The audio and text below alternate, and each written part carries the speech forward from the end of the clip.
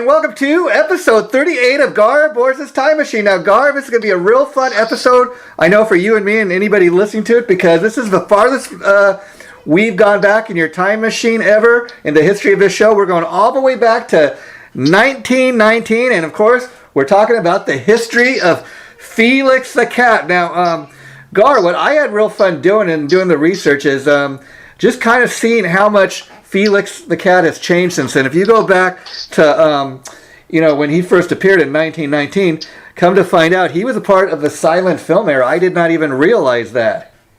No, I was completely unaware of that until you sent me that email. Yeah.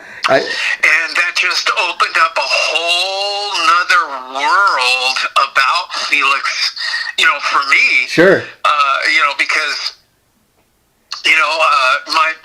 my personal memories go back to when it was a cartoon on TV, but my own personal interest is always in older stuff. Yeah, and what's interesting to me, that was kind of my experience. Although Felix the Cat was way before my time, because I wasn't even born until 1971, but even somebody my age is aware of who Felix the Cat is, because even back when I was a kid, you would see reruns of Felix the Cat all the time on TV back in the day, and I was interested to find all this out because even somebody like you, Gar, who's just a little bit older than me, we've kind of got the same time frame for Felix the Cat, which the time we're talking about is, when Felix was, like you said, on TV around in the 1950s. But to come to find out that it dates all the way back to 1919, I mean, first of all, Felix looked a lot different. And the fact that it went back to the silent film era, Felix didn't even have a voice back then. And there was a video I showed you, I guess, when Felix first premiered. It was called Feline Follies. It was like this little silent cartoon film where they put some of the thoughts, like kind of in a comic strip bubble, so you could see what the cat was thinking. But that was really Felix's kind of introduction, I guess, to the world. Well, yeah, and looking into it and doing the research, Felix was hugely popular at that time. Mm-hmm. And in a lot of ways was a first for a lot of things. Yeah.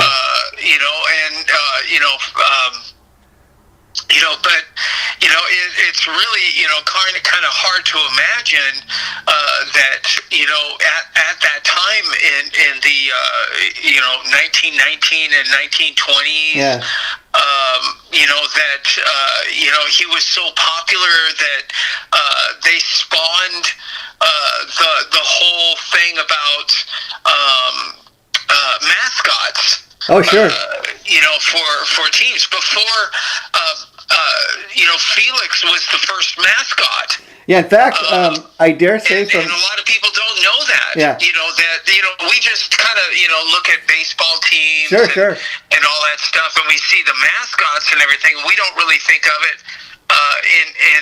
But when you think about it, Felix the Cat was the first mascot. It was going. Yeah, this is going back in history. You realize this? There's a lot of firsts, and what I realized in my research, not only was he the first mascot, but many historians dare say Felix the Cat was really the first real cartoon character, popular cartoon character that people can really remember. Because I dare ask you, what came before Felix the Cat? There must have been something, but I'm talking about, and again, what pop culture was back in 1919 is very different from, Felix the Cat, like I said, the first cartoon character ever to most historians. I'm not doubting that there was some cartoonist somewhere, in his studio, drew like a little comic strip of something he created, but this is kind of the first world famous cartoon character, so much that it even predates Mickey Mouse. And what I was reading about that is Mickey Mouse, if you look at what Mickey Mouse was kind of the early version of that, is kind of based on Felix the Cat. It was only black and white, and the only main difference is kind of Felix obviously has pointed ears and Mickey's ears are round. Well, in 1919, when they were first just making it. Yeah. At that time, they were actually developing the industry in itself, because virtually at that time they were on the fly while they're making the product. They're learning how to do it. They try this. Oh, that doesn't work, and then they try this, and that doesn't work, and then they try that. Oh, hey, this works. You know what I mean? It's all kind of a try. But at that same time, in 1919, the whole animation industry was non-existent, and these are the people that were actually developing the industry into what it is today. Yeah. People just don't think about that kind of stuff. Yeah. There was a time when no one knew how to do or make animation. Yeah. In fact, our segment we usually do at the end of each episode, what I like to kind of call what was going on in the world.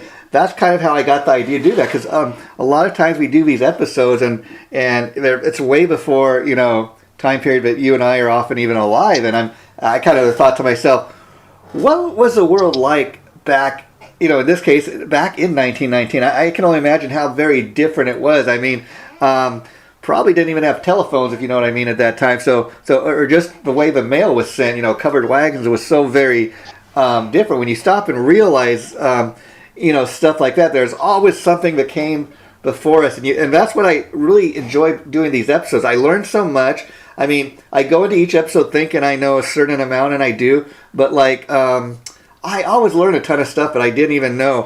And like last night in prepping for today's show, I have a DVD collection of old Felix the Cat cartoons from the 1950s. I think it says all 31 episodes, so that's pretty neat. But what's interesting in watching it is, so again, these are in color. So this is when Felix the Cat is kind of colorized in the 1950s, and I'm watching this last night, these old cartoons of Felix the Cat, and they kind of look, I guess you would say, kind of I don't want to say amateur, but kind of They you could tell maybe it was from the 1950s, but they don't look that different from a lot of cartoons today. And it's amazing how they stood the test of time, the quality of them. Well, and there are a lot of very, very popular, famous animation shows that use the same type of formula that they were using to make Felix cartoons. But when I was a kid and I was watching Felix cartoons on TV, TV was black and white those days, and the cartoons were black and white. And I have a feeling that the cartoons that you wound up watching were colorized versions of the old black and white versions of Felix that I was watching when I was a kid. Isn't that amazing? And I don't ever remember ever watching any episode of Felix that was in color. So right there. So all of my memories of Felix cartoons are black and white. See, and right there, that makes our experience each with Felix the Cat so different. I mean, like if I was to see a black and white version of Felix, I don't think I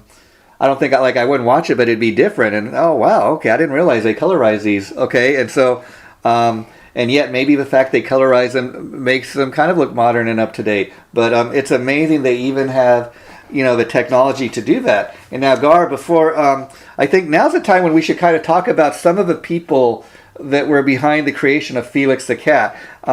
This is what I found. It said Felix the Cat is a cartoon character that was created in 1919 by Pat Sullivan, an Australian American producer, a cartoonist. And the thing with him is he was basically, since he's a producer, from what I understand, he's basically the guy that paid for all the films to be created. And then he was also he owned the studio. Yeah. Pat Sullivan. That's why it said, if you look at any of the old cartoons, it would say Pat Sullivan's Felix the Cat. The interesting thing is he was working with this other cartoonist, Joe well, let's see. So he was known. Otto Messner, that was it. So he was the guy that actually drew Felix the Cat and kind of what Felix would become known as. But oddly enough, Otto, again, this being 1919, and the laws were very different. I don't even know if there was copyright back then. But he wasn't. Otto, I guess, wasn't too concerned about getting his due credit. And I guess Pat Sullivan didn't really give it to him. But when he would talk to people about Felix the Cat, he would say, we're a team, and I couldn't do it without Otto. But oddly enough, Otto during his life didn't realize how important being the guy that helped create Felix the Cat would be. I mean, again, it was a very different world. People didn't even think about stuff like copyright back then. Yeah, they both of them went back and forth, claiming credit. Yeah. For Felix, and it's never really been proven, one way or the other as to who really, gets the credit for it. It's a mystery that will never be solved.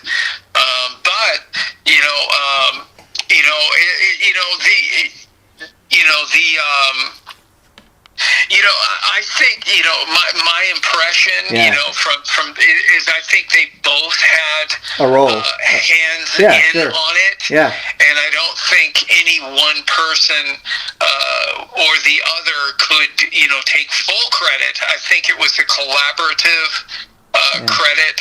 I think Sullivan brought in some elements, and I think Messmer brought in other elements, and together I think they developed the character. But like you were saying is that character that was developed back in 1919 is very, very different from the one that I used to watch when I was a kid back in the 60s. But you watch the animation, and it's not too shabby, considering this is something that was made back in 1919. Oh, sure. You know what I mean? During a time when they're making animation and they don't even really know how to do it. You know what I mean? They're just kind of, learning on the, on the fly, just by the seat of their pants. Yeah. It's really kind of amazing to look back at because if it wasn't so hugely popular at that time, I mean, let's put it this way: in the 1920s, Felix the Cat became the mascot for the New York Yankees. And nothing is bigger than the New York Yankees. Everybody in the world has heard of the New York Yankees. Oh, sure. You know what I mean? Yeah. And so when you think about that, a team that has that kind of popularity, and that popularity was just as strong back in the 1920s as it is now. Oh, sure. And he was mascots on Charles Lindbergh's plane. Yes, I read that. And this is all stuff that was happening back in the 1920s that are huge indicators of how popular Felix the Cat was at that time. I mean, even talking about modern times, there was even for years, I can't really find I wasn't able to find the connection, but for years there was this car dealership downtown LA that had a big Felix the Cat. Can I tell you about that? Sure. I was a kid, and I was, I would go to a family get-togethers, and stuff, and sometimes we would be driving home at night on. I believe it's. I don't remember what freeway it was. But it was one of the freeways, and you could see the big Felix the Cat going around in circles. And my parents would point that out. Hey, there's Felix the Cat. And my sister and I would be just like eyes wide looking out the window. There's Felix the Cat. And, oh my gosh. And that was how could that dealership was extremely popular at that time, and it was a really smart move on their part to adopt Felix as the mascot for their car dealership, because this was a time before Cal Worthington. Yeah, that's what I was getting ready to say. This is very, very much, before, a long time before Cal Worthington. And at that time, on TV, you would see Felix the Cat, commercials for that car dealership. But then the other one that was real popular that you saw on the TV was Ralph Williams Ford. Yeah. And you would see him on TV. And the thing about that, I was just a kid. Yeah. And I would, the Ralph Williams commercials would come on TV, and the guy had the world's most fakest smile. Yeah. The most disingenuous smile, and it was so obvious that it was disingenuous. And as a child, you could watch this, and he's selling cars, and nobody, I don't think anybody had, the brass ones to tell him, dude, you're hurting the cause more than helping the cause. Because I would watch those commercials. There's no way I would ever buy a car from that dude. Yeah, and you know what I mean? Yeah. He just epitomized the sleaze in car salesmen at that time. Yeah, and it's he interesting. really did. Yeah. And I know we're going off topic. No. It's from that time. Yeah. And these were the car dealerships of that time. Yeah. But Felix the Cat, they were the king car dealership at that time when I was a kid back in the early 60s. Yeah. Here's the thing with that, Gar, and we're not really off topic because we're talking about Felix the Cat, and the point we're trying to make here is just to show people back then, and even today, Felix the Cat's place, not just in pop culture, but in history in general. Because again, I don't know if I don't think that car lot's even still there, but whatever the case may be, we're talking about it all these years later because they had a big Felix the Cat. And they did that for a lot of reasons. They did it, obviously, to get everybody's attention. I don't even remember where the car lot was, but I remember several times as a child being in the car with my mom and dad and driving past it, and everybody, like you said, mom and dad and me, we all come, hey, look, there's Felix the Cat. And why does the company do something like that? Because they know that is something, that is a character everybody knows and loves. It's going to get people talking. So it's important to bring stuff like that up to show Felix the Cat's appeal all these years, and I think it really, he's not as popular today as he once was, but everybody still knows who Felix. And let's talk about that fact that he's been around since 1919. You know how old he is now? 104 years old. Just think about that. Oh my gosh! It's just, I'm just so amazed, grateful that you brought it to my attention, of all of this, pre-my knowing of Felix, because it's so interesting. It's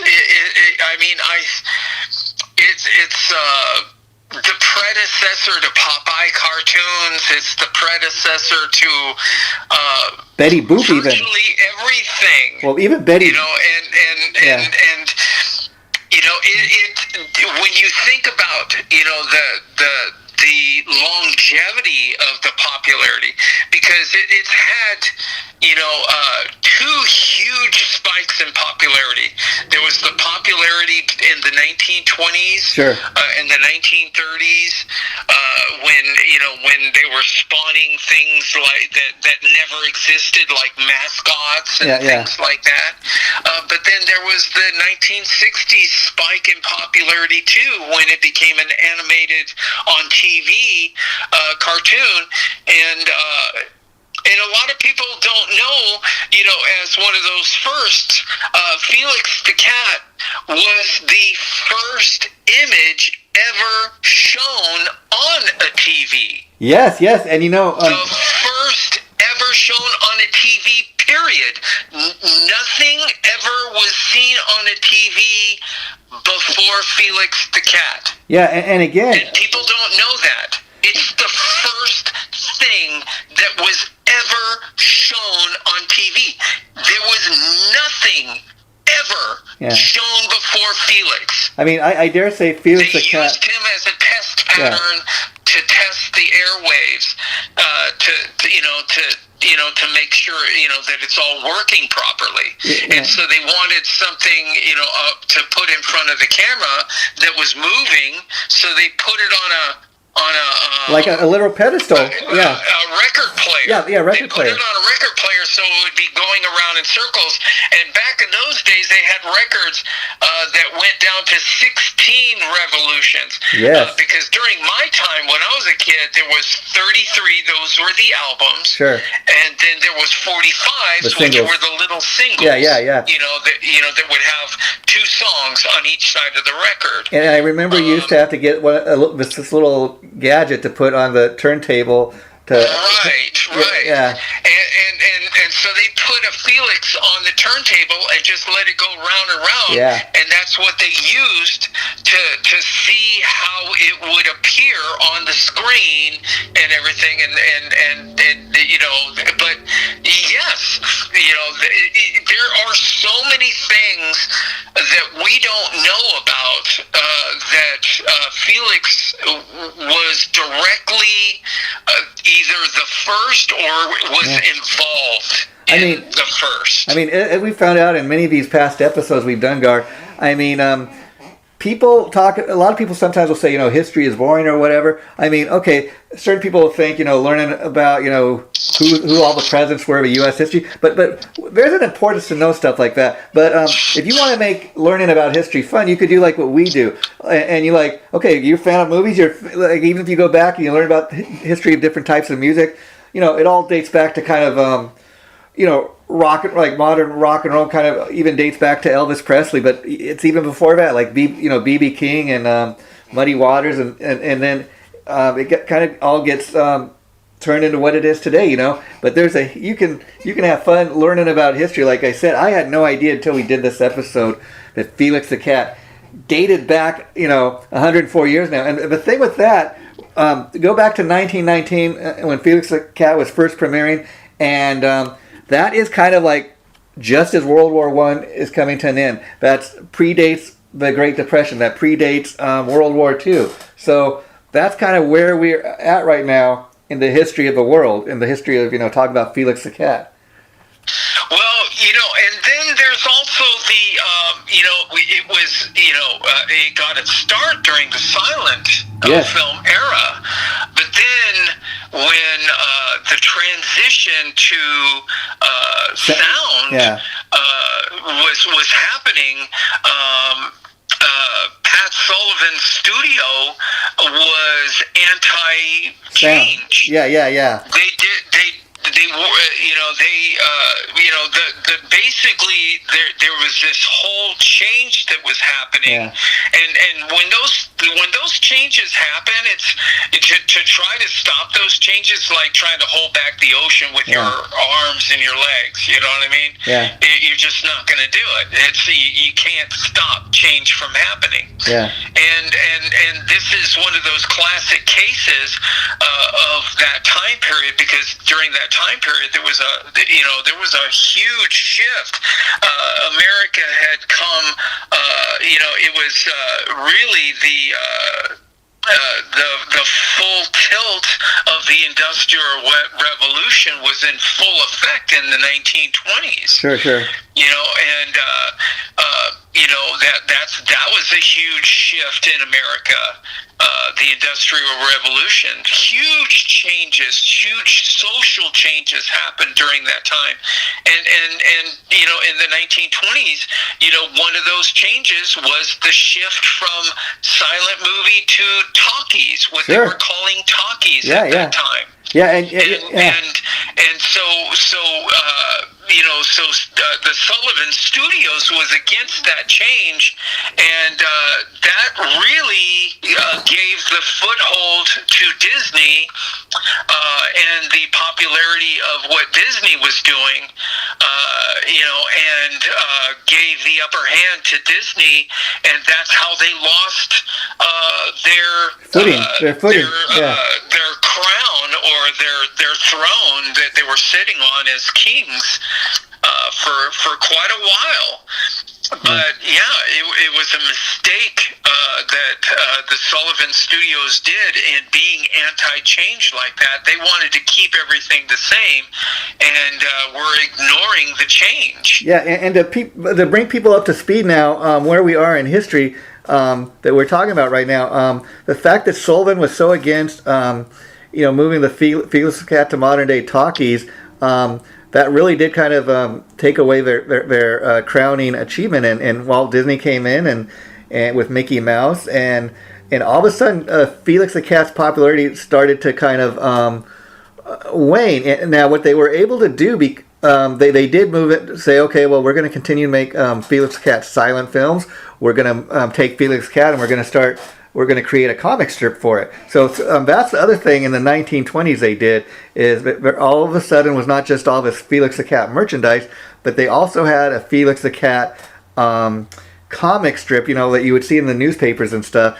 And the thing comic strips are not as popular now as they used to be. But back in the day, especially back in the 1920s, comic strips were extreme.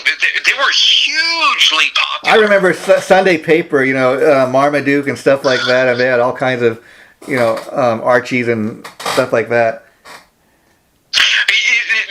There were, just in that area alone, there were rock stars. Oh, sure. And again, they were rock stars because if you look at the comic strips from what they started out back then, just being in the newspaper, I mean, you got to be able to be the characters got to be interesting. The artwork's got to be very creative to keep people's attention, because it's something you're reading. You're holding it before you. It's not like watching a movie or even listening to a radio show back in the day on the radio. And so that's why comics were so popular back then. So because of the comic strip, Felix the Cat continued to have somewhat of a life. But from what I understand, you don't really see any Felix the Cat cartoons, like they had on television until the 1950s. And I guess by that point, Pat Sullivan had passed away, and other people continued on with Felix the Cat.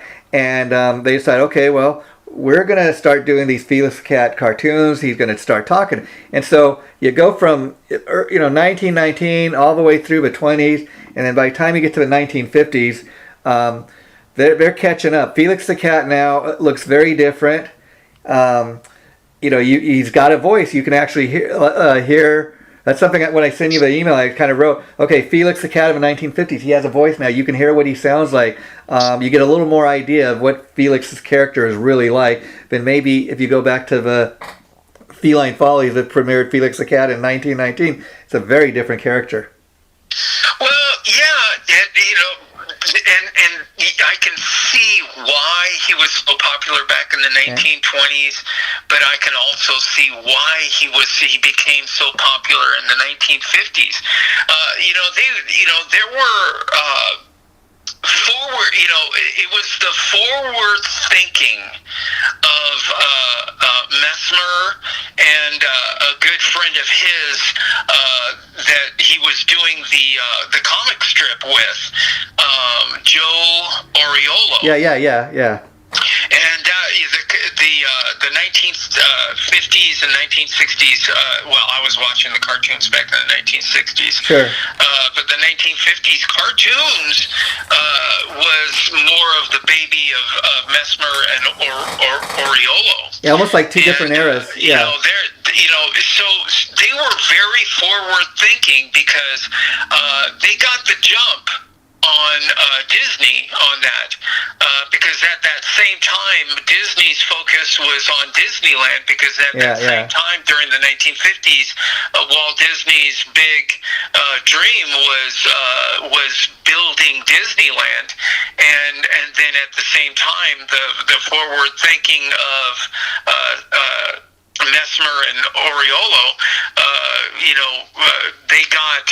they developed the Felix cartoons at that same time, and were able to get that out to the public, and they became hugely popular. And Gar, I should note that interesting note on Joe Oriolo is he is also the co-creator of none other than Casper the Friendly Ghost, which also was a very, very popular cartoon at the same time when I was a kid. Yeah. There was it was a really in order to achieve something like, you have to have forward thinking. Yeah. And that was the thing about Oriolo and Mesmer is that at that time they had the forward thinking to know that this was perfect timing for them to launch it. Yeah, and to get a little more specific here, it said in 1953, Felix the Cat cartoons began to air on American television. There was a renewed interest in Felix the Cat. Felix the Cat also received a major modern redesign and upgrade. The new Felix featured longer legs, a smaller body, and a larger rounded head with no whiskers. Kind of interesting, a cat with no whiskers, but okay, again, they're updating Felix the Cat. The new Felix the Cat design was done by American cartoon animator Joe Oriolo, as you mentioned. It says the new Felix also did not have any teeth. Interesting. Kind of, if you look at Felix the Cat, just kind of got a big looking mouth. But so again, they did a major overhaul in Felix the Cat, and I think if you look from the time that it premiered in 1919 to early 1953, people didn't seem to mind the upgrade. No, they loved it. And the new character that they had developed at that time had a high appeal to the kids. Yeah. And that was another difference about the targeted audience. Because when they had come out with the character back in 1919, the animation and the character was embraced by adults. Oh yeah, and it was real popular with adults. Yeah. But the targeted audience that they were going after for the TV cartoon program were kids, and that also signaled a major shift in the whole thinking about Felix cartoons. You see what I'm saying? Oh, sure.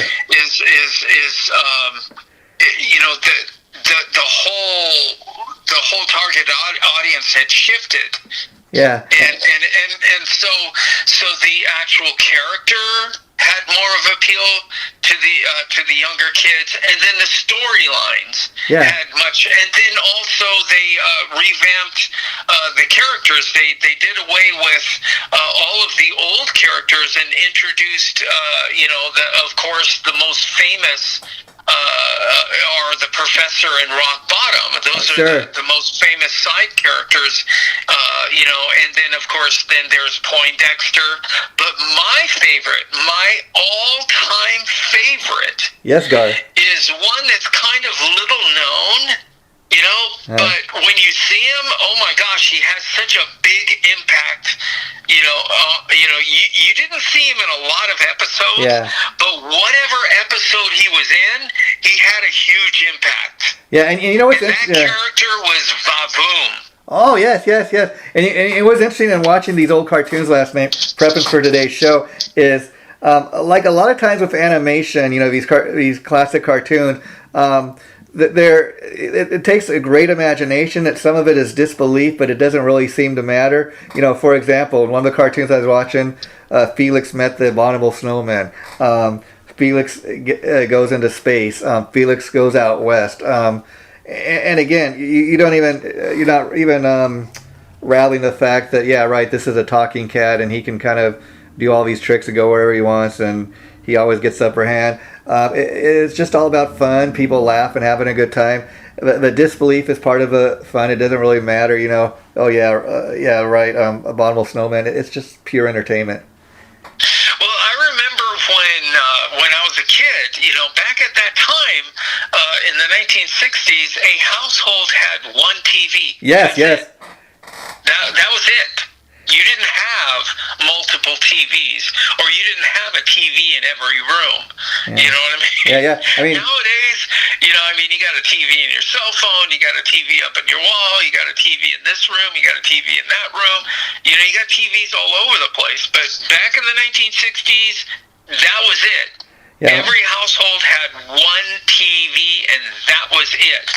And so when my dad would come home, also living in Los Angeles, we had Channel 2, Channel 4, Channel 5, Channel 7, Channel 9, Channel 11, 9, Channel 11.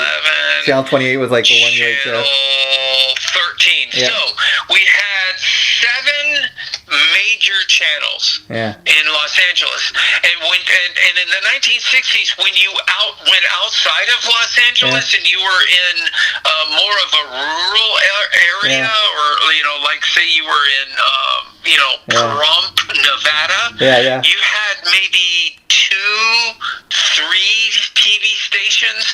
That's the way it was back in the 1960s. In fact, Gar, LA had a lot, and you had 7. In fact, Gar, when you're outside in the rural, you're lucky if you had 3. In fact, Gar, getting to the point of what I'm trying to make is the kind of giving you a background visualization of the time period. Oh, sure. And when Dad came home at around 5:30. Dad was from king. Work, yeah. Because that's the way it was back in the 1960s. Yeah. It wasn't the way it is now. Yeah.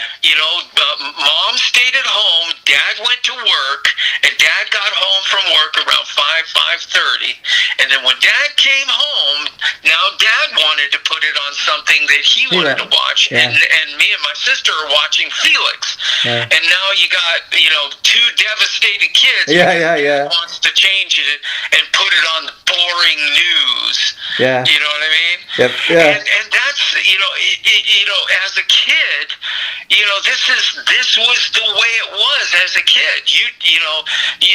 Nowadays, when Dad comes home, he doesn't have to kick the kids off the kids are watching Cartoon Network. You know what I mean? Because he can watch whatever he wants, on another TV in the house, or even watch it on his cell phone if he wants. Yeah, in fact, but back in those days, that's what happened. You'd have 2 devastated kids because they were being kicked off the TV, and they couldn't watch Felix because Dad wanted to watch the news. In fact, Gar Borras, today's modern parent, also what they'll do is tell the kids, like you said, okay, you could go watch YouTube on your phone, or whatever. But also you want to talk about how different cable TV. I mean, cable TV back in the 1970s was almost non-existent. The only thing I remember close, and I don't think it was anything like cable TV is today, is I remember cable TV didn't actually become a thing until the 70s. Yeah, but the only thing I really remember early in the 70s that they had, I remember I used to have this thing called On TV, where yes, I worked for On TV. Oh wow! Like my aunt and uncle. Installed. You are right. Yeah. That is the first cable TV that became available in Los Angeles. They haven't been around for years, but yeah. And it was one channel. That was it. Yeah. But it was so popular, everybody wanted to have it because you could watch R-rated movies on it. Yeah, I remember back in the day. Late at night on TV, they actually used to show I guess what you would call, I don't know, Promos? Promos? porn. Yeah. Light. It wasn't porn the way we know it nowadays, but it was like light porn. And I remember as a kid, there was,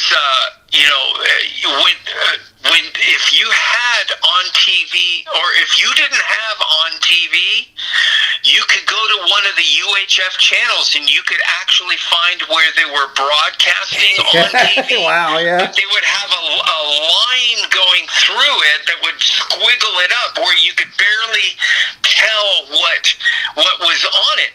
But wow. I have to point this out because I was a young man. Yeah. Yes, a young boy with the testosterone, we've all been there, and everything like that. Yeah. And I knew that, and you could actually sit there and watch, and every once in a while, because you knew they were showing porn, you could actually see, I saw a boob. Yeah, hey Gar, I'll tell you. Yeah. I saw this, and so you're just sitting there and you're watching through all this mess, so you can catch a boob here, yeah. there, or that there, yeah. And that was on TV. Hey Gar, you ever remember like finding a Playboy somewhere and sneaking that in your room or something? But I bring that up too because you talk about on TV. I remember seeing like commercials for it. It hasn't even been around for years, but that was like the precursor to modern day cable TV. And what killed that was once they started having other other cable systems where you could get like 500 channels. Once they started having stuff like direct TV. But even I remember talking about modern day cable. I mean, I remember when you buy cable and you could even have as one of the channels back in the day, you could get like the Playboy channel. And then I remember as a kid, like not even knowing it was part of a package, but just flipping by it. Oh wow! Oh, I didn't know we got that. Wow. Yeah. Well, this was the Wild Wild West. Yeah. They've tamed things down since then. Oh sure. But I mean, it's so trippy that I used to install on TV in homes back in the 1970s, and there was a time that I was on a roof in Pasadena, installing the antenna, and I almost got killed. Oh wow! I got to hear that story. Wow. Literally, I came extremely close to dying, and that was my last install. Oh, you just answered my question. After that, I decided that job was not gonna. I wasn't gonna fall off somebody's roof and get killed to install that. Yeah. Go from house to house and do that whole thing. Yeah. So I did that for a while. Well, we have Felix the Cat here to thank for this long, wild ride through history today. And here's another interesting thing that we'll kind of wrap up today's episode with. Just a couple more things, but it said in 2022, Felix the Cat was number 28 on TV Guide's 50th greatest cartoon characters of all time. Can you imagine? I mean, so he's number 28 in the top 50. He's without Felix, you don't have anything what we have today. And and they played the hugest part you could ever imagine in launching the entire industry. Yeah, and that's the truth. I mean, all anyone has to do is just do the research and look into it. And the people that were behind Felix, going all the way back to the 1919 when it was first started. Yeah. They had everything to do with impacting the industry in a way that developed the industry into what it is today. And it's so amazing to think that they were learning how to do it as they were making it. I mean, Felix predates all of his CG computer generated stuff, and that's what amazes me, to know that they didn't even have half the tools they have now, and they were still able to create Felix the Cat and be as successful as they were. Now, Gar, another interesting thing, and kind of just talking about, on TV and, Playboy Channel, stuff like that, is that come to find out that the people behind Felix the Cat were the same people, believe it or not, behind the cartoon character Betty Boop. And that kind of is interesting because what we were just talking about, Betty Boop, I want to do a future episode because for its time... She was hugely popular too. For its time, it was hugely popular. And then as time went on, people started saying, Betty Boop is really a sexualized cartoon for a cartoon character. And you look at it now, and it kind of was and kind of is. But I think that's part of the appeal to that character. And you go back to the early 1900s, and you realize that's when Betty Boop premiered. You're like, wow, that was really kind of I don't know what the word risque for that time. And it's amazing that more people didn't try to shut it down. But and it's kind of interesting to find out the same people created Felix the Cat created Betty Boop. So there is a future episode in that. Well, okay. A little bit off topic, but the 1920s had there's a lot of history of the 1920s. Sure. The Roaring 20s. As to what it was actually like to live in America in the 1920s is something that's kind of lost because we just know the caricatures of it. We just know the Tommy guns, gangsters, old black and white movies where they go, and all that kind of stuff. That's all the caricatures. But, in the 1920s, there's a reason why they had institute prohibition in the 1920s, because alcohol consumption was completely and totally out of control in the 1920s. And the 1920s really is the decade of outrageous indulgence and partying and alcoholism and because people didn't know that if you drank alcohol on a consistent basis you were going to become addicted. None of this stuff was known. It was all talked down upon and swept under the carpet and all that kind of stuff. But it was a very Sodom and Gomorrah. It was very Babylon. Yeah. You know what I mean? And a lot of that's a part of the history of the 1920s that has been whitewashed. People don't talk about it. There was so much. They didn't know about cocaine, and there was so much cocaine being ingested. There was all kinds of other drugs because nobody knew the dangers of any of that stuff, and so it all just came to a crescendo in the 1920s, which resulted in prohibition because something had to have been done. Oh, sure. You know what I mean? It was completely and totally out of control. And like I said, it's all been whitewashed. People don't teach about that in schools. They don't even talk about it. Nothing. But that really is a decade of huge overindulgence. During that time, and the closest that I've seen to that being truly depicted was a movie that came out last year. Brad Pitt and that Robbie actress, this phenomenal actress. Oh yeah, Robbie, Babylon. That movie captures how overindulgent and how out of control the 1920s was. And those things that are being depicted in that movie were actually happening at that time. In fact, they were actually happening. This is not a dramatization. No. This is what was happening. And so, a lot of people, it really kind of surprises me because that, that it's been a hushed thing. Sure. They don't talk about it that bad about the 1920s. We know how glorious it was, but the consumption and the drug consumption and the alcohol consumption and all of that stuff and the partying, it was completely and totally out of control, and they had to do something. In fact, and that's the reason why Prohibition.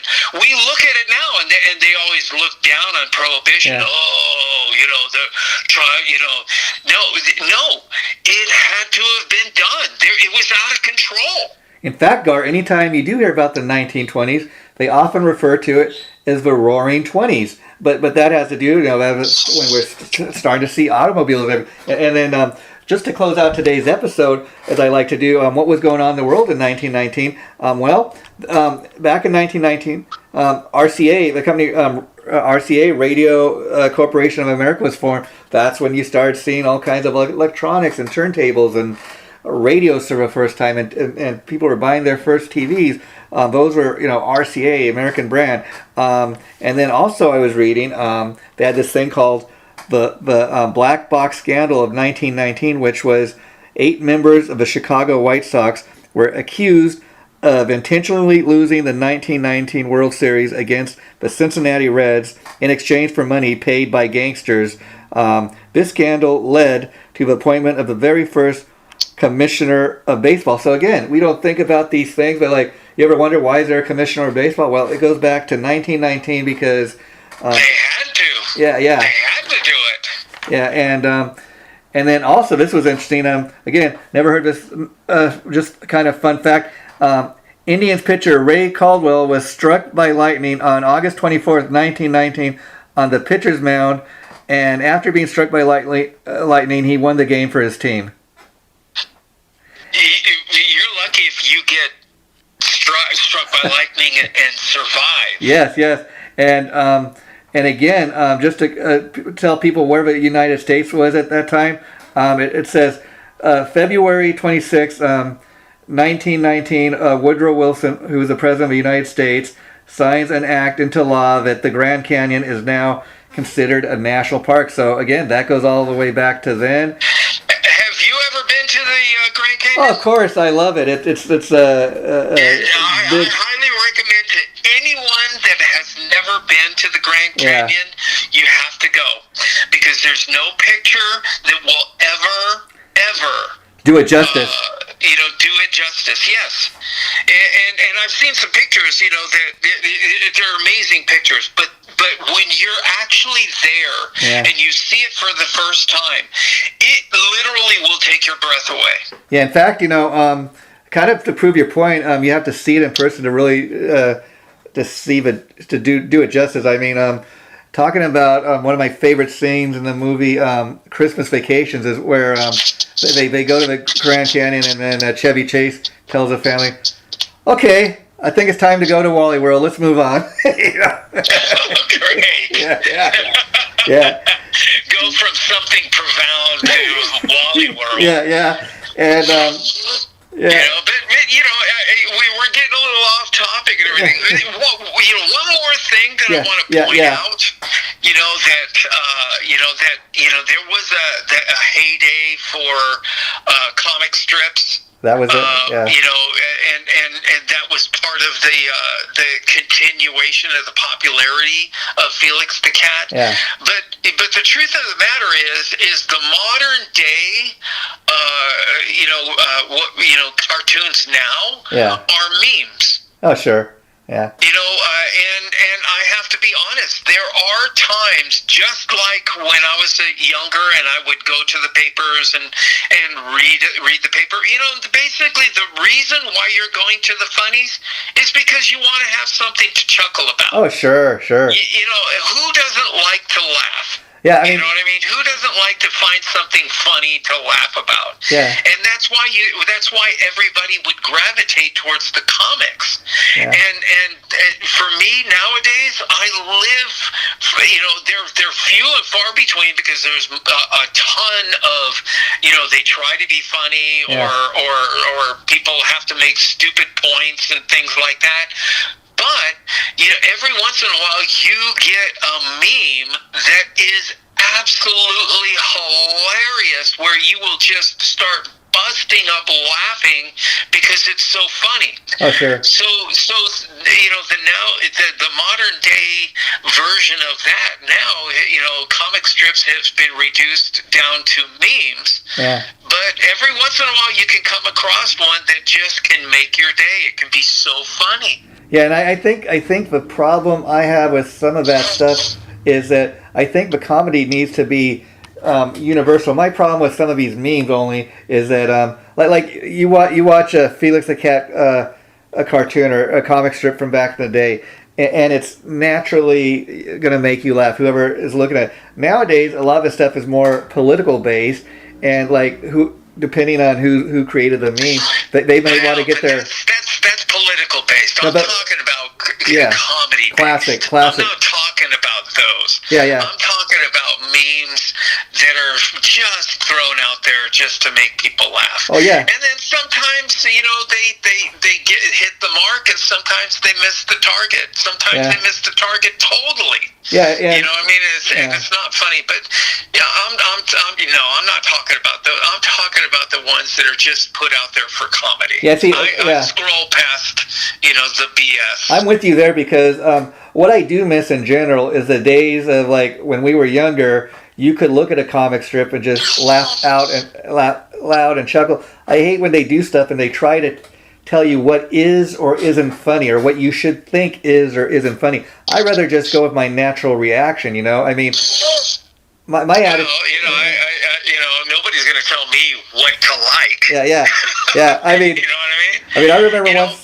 But anyways, I'm just saying that there are some memes, that if you're looking for the funny ones, every once in a while you could, you scroll through a lot of crap. Yeah. But every once in a while you find that diamond. That diamond is so funny. Yeah.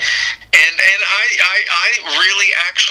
I really enjoy when I come across those ones that really make me laugh. I mean,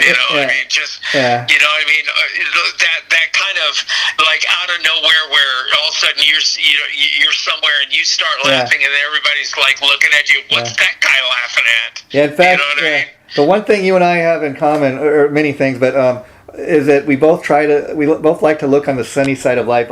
I'll never forget one time somebody come up to me and tell me, "Hey, what's your problem? You're always smiling and laughing." My comeback was, "Well, why don't you try it? You might be a little happier." I had somebody at work the other day tell me, "Oh, you're always telling jokes and stuff." Well, I'd rather be positive and be negative. That's just the way I look at things. And I tell you, Gar, this was so much fun doing this today. I had no idea when I suggested doing Felix the Cat. And then, of course, the way you react, oh, I love Felix the Cat. I said, okay, this is the episode we got to do. It was so much fun. So when we do this again in 2 weeks, we're going to be, for episode number 39, we're going to be doing it on one of my all-time favorite shows, The Jeffersons.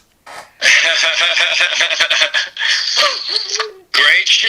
Looking forward to it. Okay, well, Gar. I have distinct memories of watching that show back, and we'll get into it. Yeah, we're already gonna start going into it. There you go. We'll talk about it when we do the episode. Okay. Take care, Gar. If you could hold on for just a minute, I want to talk to you off air. Thank you very much.